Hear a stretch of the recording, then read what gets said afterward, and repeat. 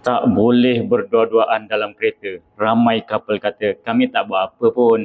Kan bila dua orang berlainan jantina duduk berdua tanpa mahram, syaitan jadi yang ketiga. Itu bukan sekadar amaran, itu hadis Nabi SAW. Syaitan tak terus suruh berzina, tapi dia mulakan dengan pandangan, kemudian senyuman, kemudian sentuhan, dan akhirnya dosa besar yang menghancurkan maruah. Dalam ruang sunyi itu, iman cepat lemah, nafsu cepat bangkit. Hari ini kata tak buat apa, tapi esok hati mula berani, sempadan makin hilang. Bahkan ada kes jantan hidung belang perangkap si gadis dipengsankan dalam kereta. Bila dah pengsan, dikerjakan siap dirakam. Kemudian rakaman dijadikan ugutan supaya menurut saja lepas tu. Kali kedua, nanti kerja tu dibuat dalam sedar.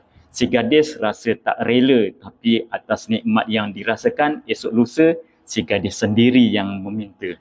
Islam bukan nak sekat kebebasan, tapi nak lindungi kehormatan. Kalau betul serius, jumpa dengan cara halal, dengan penjaga, dengan adab. Tapi kalau masih perlu sembunyi-sembunyi, itu tanda hubungan tu belum layak diteruskan. Ingat, syaitan tak pernah penat menggoda, tapi orang beriman tak boleh letih menjaga.